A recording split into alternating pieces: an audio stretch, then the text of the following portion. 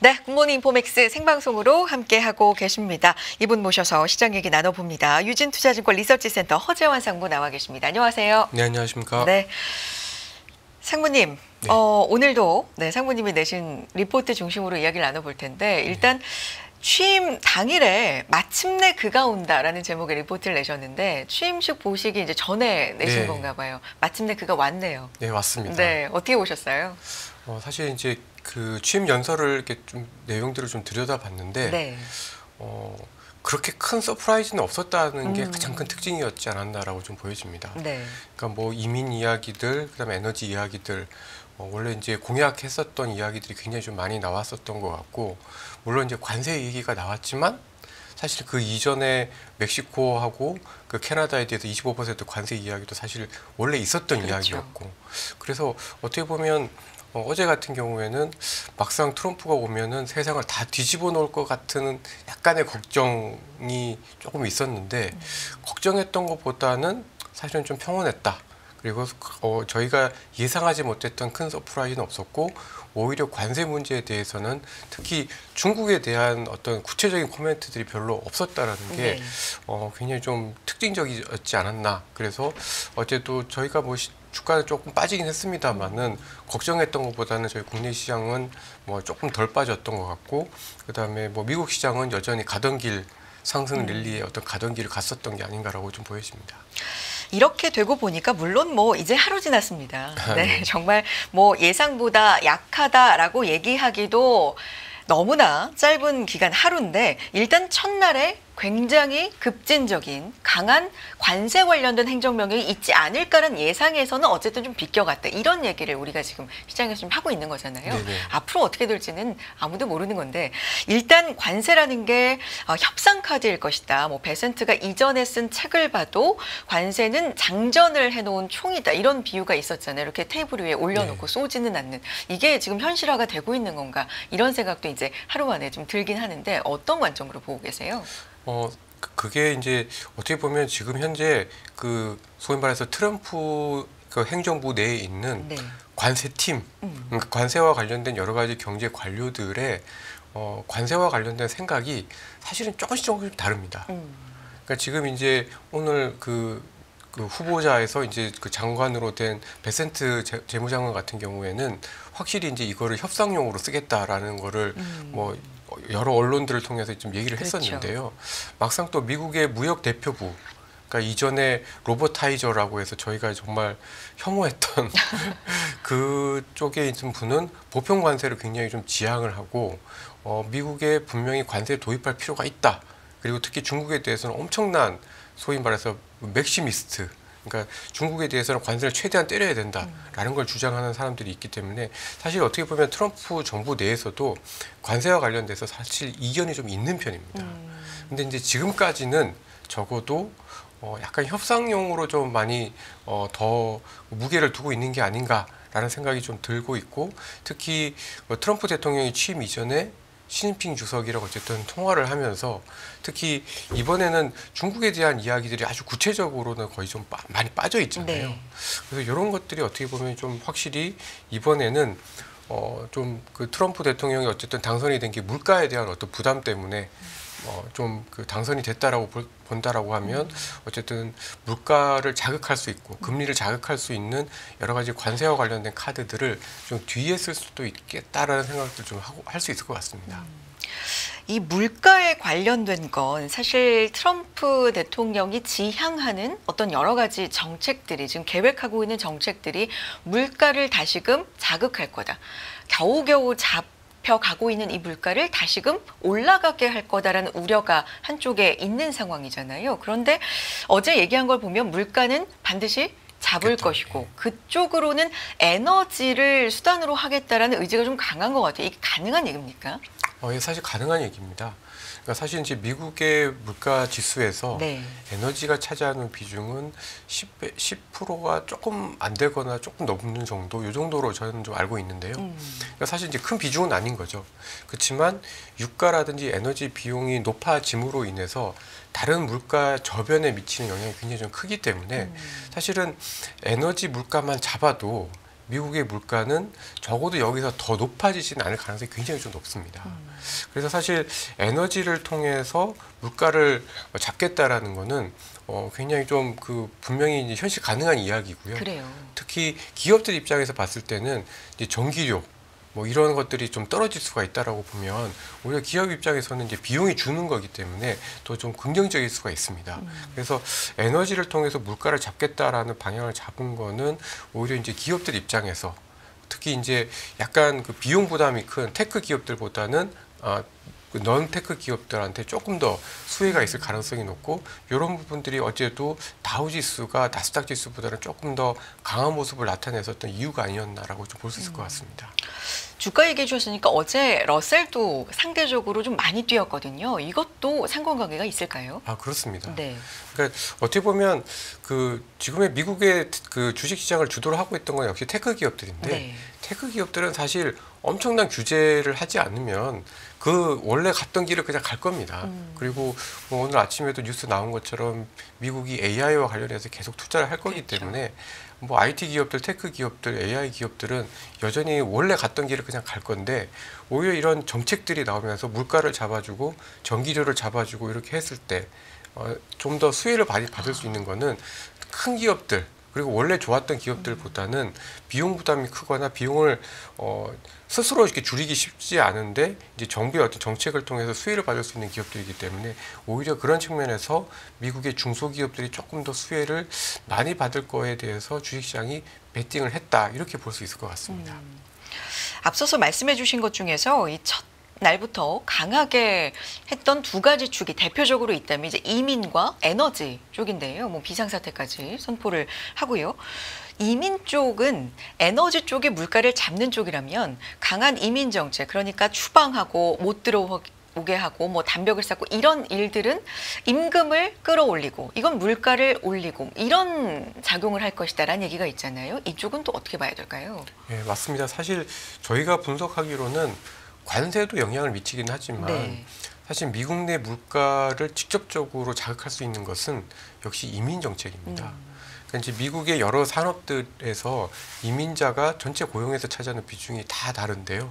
특히 이제 건설 같은 경우 지금 미국도 이제 집이 부족해서 엄청 힘든데 같은 경우에는 전체 그 건설업종에서 이민자가 찾아오는 비중이 거의 12% 이렇게 됩니다.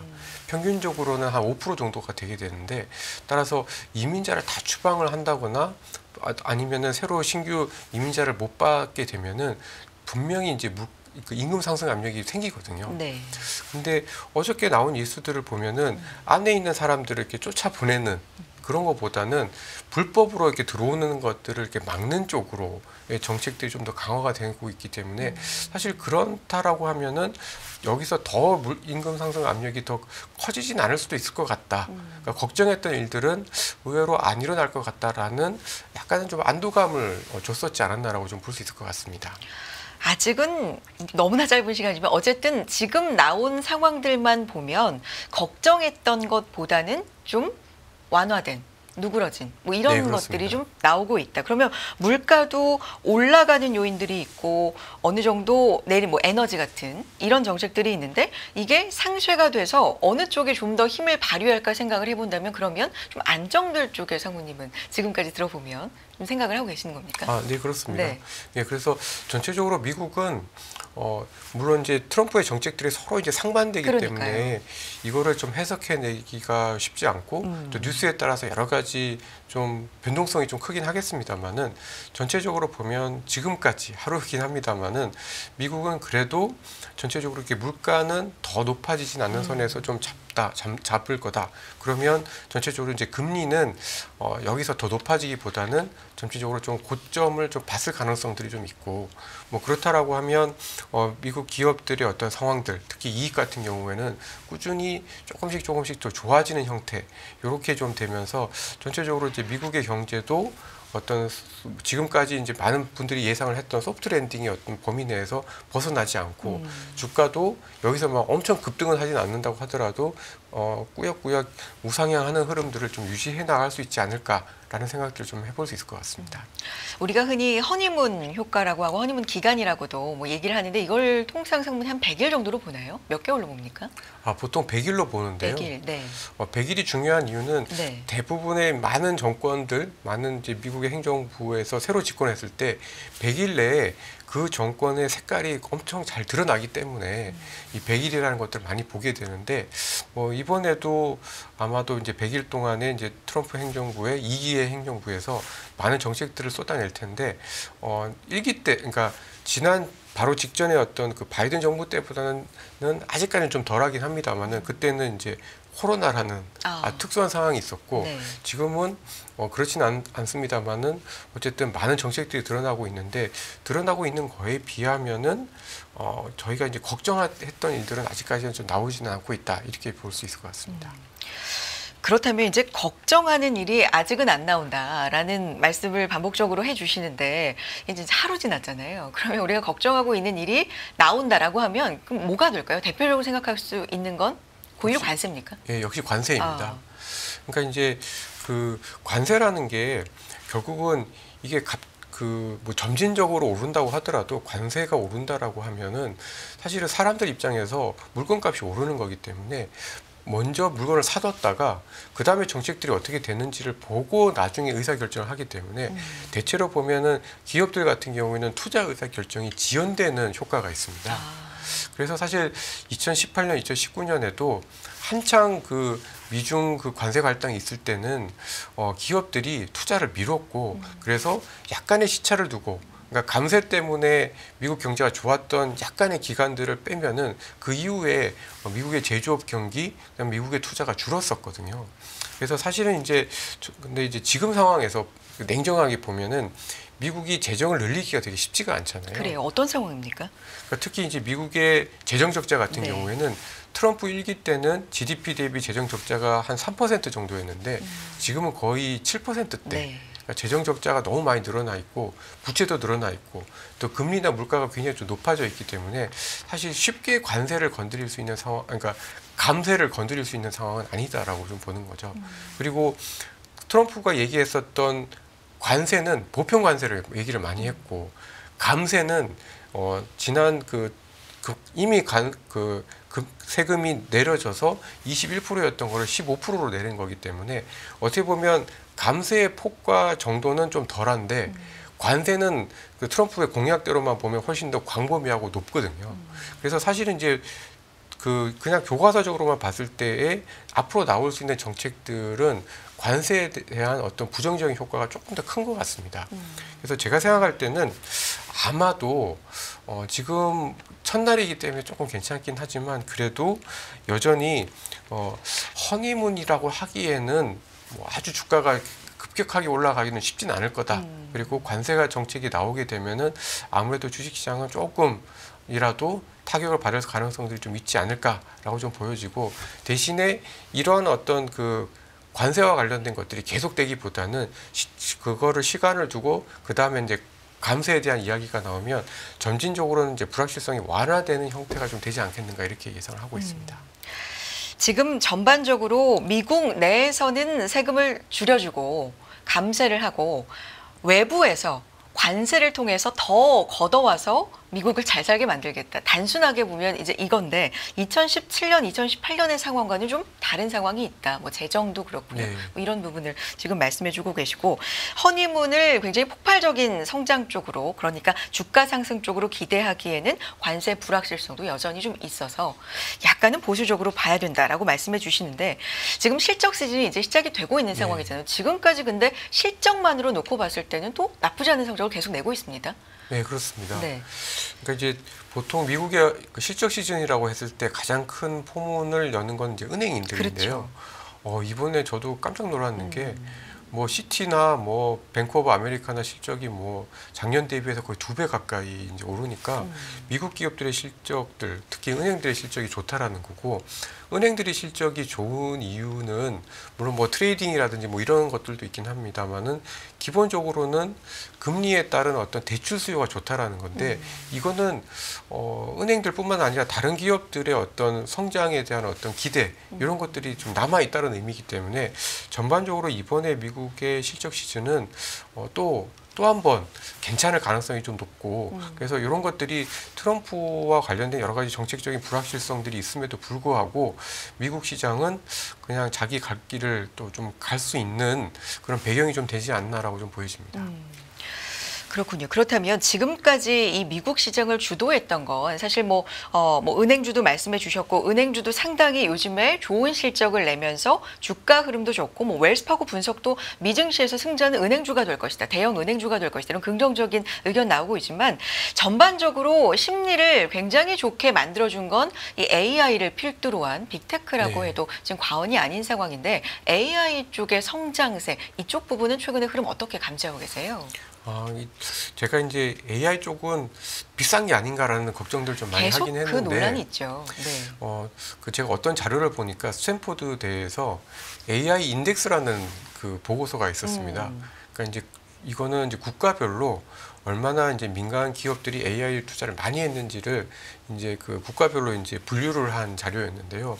이 자료를 보니까 이게 그 미국이 1등인데 이 1등이 그냥 1등이 아니라 2위, 3위와는 너무나 격차가 나는 1등이더라고요. 그냥 뭐 무조건 독보적인. 예, 그러니까 네.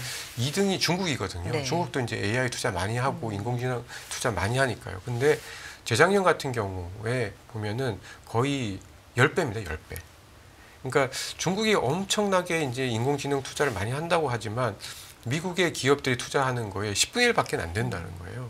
그러니까 AI에 있어서는 이제 미국이 너무나 독보적이기 때문에 이 독보적이다라는 거는 결국은 어느 정도 이제 이 비싸다라는 거를 충분히 좀 상쇄하겠다라는 생각들이 좀 들면서, 결국은 뭐 트럼프가 와서 여러 가지 이야기를 할 거고 관세도 얘기를 하긴 하겠지만, 결국은 이 테크 쪽에서의 어떤 기술력을 여전히 주도해 나갈 수 있는 거는 여전히 미국이고, 그러면 미국의 기업들, 특히 미국의 AI 기업들은 여전히 높은 프리미엄을 받는 게, 높은 밸류에이션을 받는 게 타당할 수도 있겠다라는 생각들을 좀 할 수 있을 것 같았습니다.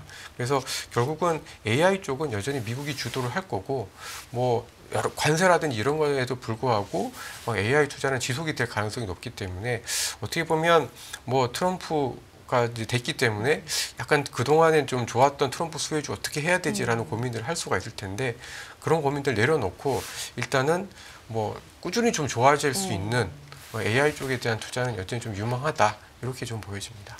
그러면 지금까지도 좋았던 AI는 계속 견조한 상승을 이어갈 것이다라는 쪽이시고요.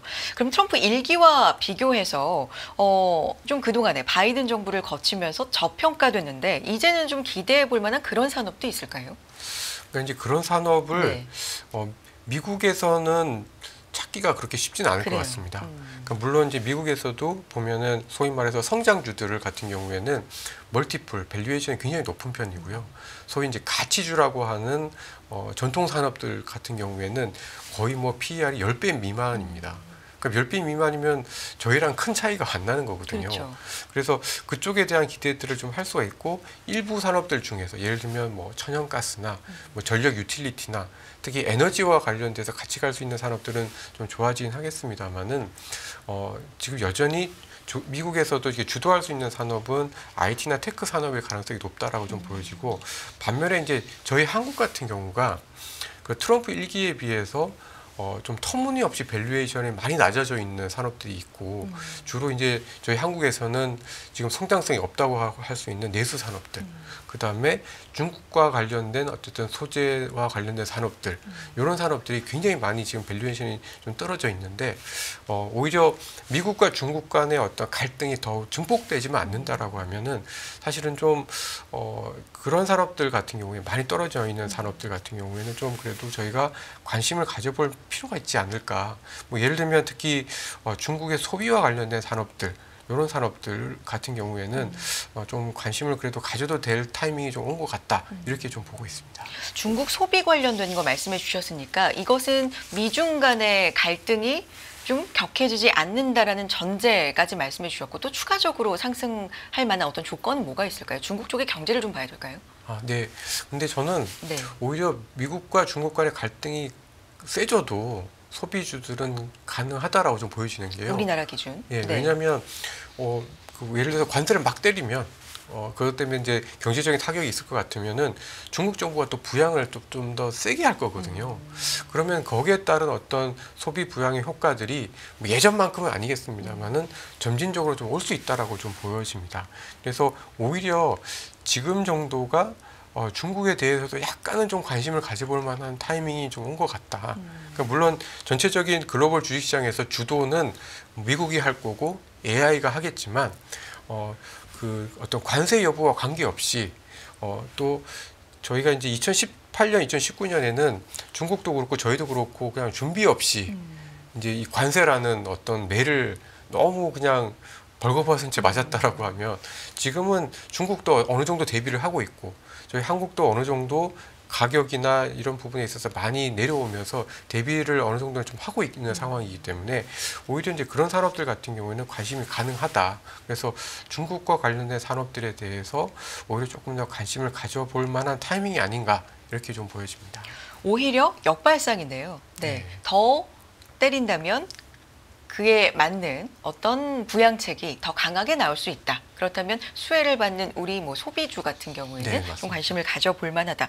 또 섹터 관심 가져볼 만한 부분 있을까요? 얘기 나온 김에. 네. 예, 사실 이제 저희가 한국 시장에서 지금 밸류에이션으로 봤을 때 딱 두 부류로 나눠집니다. 네. 그러니까 이제 소위 말해서 PBR 기준, 장부가 기준으로 봤을 때 1배 이상을 받는 산업들은 기계, 조선, 뭐 제약, 바이오 그러니까 이런 소위 말하는 이제 트럼프 수혜주라고 할 수 있는 일부 산업들만 거의 대부분 이제 PBR이 1배 이상이고요. 나머지 산업들은 다 이제 장부가 미만입니다. 근데 이제 뭐 예를 들면은 뭐 운송이라든지 자동차라든지 그다음에 화장품이라든지 그다음에 저희 이제 뭐 필수 소비라든지 이런 업종들은 다 거의 이제 PBR 1배 미만인데 이런 산업들은 오히려 조금 너무 저평가되어 있는 게 아닌가라는 생각들이 들어서 전반적으로 좀 트럼프와 관련된 불확실성들이 더 증폭되지만 않는다고 하면 오히려 이미 좋았던 산업들은 뭐 그 길을 가긴 하겠지만은 추가적인 모멘텀은 좀 썩 없어 보이고 오히려 이제 그동안에 많이 좀 떨어졌거나 좀 덜 관심을 받았던 종목들에서 조금은 그 올라오는 흐름들이 좀 나오지 않을까라고 좀 생각을 좀 하고 있습니다. 자동차 얘기를 해주신 김에 사실 여러 가지 정책 가운데 어제 시장에 좀 직접적인 영향을 미친 것 중에 대표적인 하나가 이 미국 전기차 보조금 폐지 이슈입니다. 이게 이제 우리 배터리 업계 거의 뭐 직격탄 그리고 사실 이 전반적으로 미국 자동차계에도 팬데믹 이후에 역대급 이 변화가 예상이 되는 조치다라는 얘기가 나올 만큼 이게 사실 큰 이슈잖아요. 이건 좀 어떻게 봐야 될까요? 근데 이제 그러한 내용들에 대해서 분명히 이제 이번에도 트럼프 정부가 좀 강조를 하긴 했습니다만은 사실 몰랐던 내용들은 아니었던 것 같고 그리고 어쨌든 지난 2년 동안 전기차 판매가 예를 들어서 굉장히 좀 안 좋았었잖아요. 그래서 물론 신재생이라든지 뭐 특히 어제 같은 경우는 유럽의 풍력과 관련된 주식들도 좀 주가가 좀 많이 빠지긴 했는데 사실 이게 어제 오늘의 일은 아니었던 걸로 좀 판단이 좀 되어져서 어느 정도는 예상했고 알려진 일이다. 그래서 오히려 좀 시간이 지나면 지날수록 그런 충격들은 좀 진정이 될 가능성들이 좀 크다라고 좀 보여집니다. 그래서 약간 전기차 쪽이 뭐 당장은 이제 뉴스에 의해서 또 조금 더 한 번 더 타격은 좀 받긴 했습니다만은 그 외에 나머지 산업들 같은 경우에도 오히려 조금은 시간이 갈수록 그 충격파가 더 확대되기보다는 좀 완화가 될 가능성들이 있어서 의외로 약간은 좀 연간으로 봤을 때는 뭐 이게 이제 주도를 할지는 못하겠습니다만은 그래도 좀 기회 요인이 좀 있지 않을까라고 예상을 하고 있습니다. 어제 이제 트럼프 취임을 보고 그날 당일이 미국 시장이 휴장이었기 때문에 사실 미국 시장의 반응 보고 오늘 우리 시장 이제 그에 따라서 또 반응을 보여주지 않을까 생각은 들지만 어제 트럼프 취임만을 보고 우리 시장의 반응을 봤을 때는 일단 달러 쪽 이 달러 원 쪽이 네. 좀 급격하게 움직이는 흐름을 보였거든요. 10원 이상 하락을 했습니다. 이 부분 그리고 달러 인덱스도 지금 107선 10년물도 상당히 좀 증시를 압박했었는데 이 부분도 4.5%까지 지금 내려와 있는 상황. 이건 전반적으로 증시에는 좀 훈풍일까요? 그렇습니다. 네. 사실 이제 한 달 전만 해도 원달러 환율 1,500원 간다고 다들 걱정을 그러니까요. 했었던 네. 것 같은데 이제 어떻게 보면은 트럼프 취임 이후에 거의 뭐 장중에는 거의 20원 가까이 떨어졌었고 어제는 결국 10원 떨어진 걸로 이렇게 마무리가 네. 됐었는데요. 그러니까 그 얘기는 즉슨 지금 환율이 약간 저희의 어떤 적정성보다는 분명히 좀 위에 있고 여러 가지 우려들을 좀 반영한 레벨이었었지 않았나라고 좀 보여집니다. 물론 그렇다고 해서 원달러 환율이 당장 1,300원 가지는 않을 걸로 저희는 좀 보고 있습니다만은 지금 현재 상황에서는 적어도 1,400원대 초중반 정도가 어떻게 보면 저희 펀더멘탈의 적정한 수준이기 때문에 약간은 좀 고점을 좀 지났다. 라고 좀 볼 수 있을 것 같고 그렇다라고 하면은 저희 주식시장도 그렇고 외국인 투자가들 입장에서도 어쨌든 뭐 최악은 좀 벗어난 걸로 좀 보는 게 맞다라고 하면은 연간으로 봤을 때 저희 한국 시장은 조금 더 기회가 있는 쪽으로 보는 게 좀 더 합리적일 것 같다라고 생각하고 있습니다. 지금까지 연초부터 해서는 사실 지난해와 우리 증시가 좀 달라졌다라는 얘기를 종종 했었거든요. 지난해 특히나 상반기보다 하반기에는 워낙에 어려움을 겪었던 우리 증시고 뭐 전 세계 꼴찌 수준에다가 전쟁을 겪고 있는 나라보다도 수익률이 낮다라는 얘기를 계속해서 이제 들으면서 시장을 겪었었기 때문에 상반기는 아직 1월밖에 안 됐지만 그래도 좀 선전해주고 있다라는 평가가 있는데 지금까지 실적 대비한 주가도 그렇고 전반적인 상황 어떻게 보고 계십니까? 그러니까 제 생각에도 아직까지는 저희 한국 시장이 그냥 제자리를 찾아가는 정도이지 이게 저희가 엄청 뭔가가 이렇게 좋아졌다라고 보기는 어렵습니다. 근데 어쨌든 이렇게 제자리를 찾아가는 과정 중에 어떤 뭐 수출이라든지 기업들의 실적들의 어떤 모멘텀이 조금 더 긍정적으로 바꿔진다라고 하면은 좀 더 올라갈 수가 있는 거거든요. 그래서 사실 어떻게 보면 연초의 흐름들은 지난해 한 4분기 특히 이제 10월달 그러니까 8, 9월달 이후에 12월달까지의 흐름은 약간은 좀 과도하게 빠졌었던 부분들을 좀 만회하는 과정이다라고 보고 있고 오히려 이제 펀더멘탈 경제 기초 여건상으로 좀 좋아지는 쪽은 저는 이제 한 1분기 후반에서 2분기다라고 보고 있기 때문에 약간은 그래도 올해 뭐 전체적으로 봤을 때 조금 더 기회가 있는 쪽으로 전체적인 주식시장의 흐름이 전개될 가능성이 높다라고 생각을 좀 하고 있습니다. 분기로 보거나 상반기 하반기로 나눈다면 기회는 어느 쪽에 좀 더 있을까요? 시기적으로. 그러니까 이게 네. 주가라는 게 사실은 그 바닥에서 올라갈 때 훨씬 더 빠르기 때문에 그렇죠. 약간 기회는 한 1분기 중후반부터 이렇게 약간 상반기 쪽에 있긴 합니다만은 주식시장의 레벨 자체는 하반기가 조금 더 높을 걸로 좀 보고 있습니다. 기회가 상반기에 있다라는 건 수익률 측면에서는 네.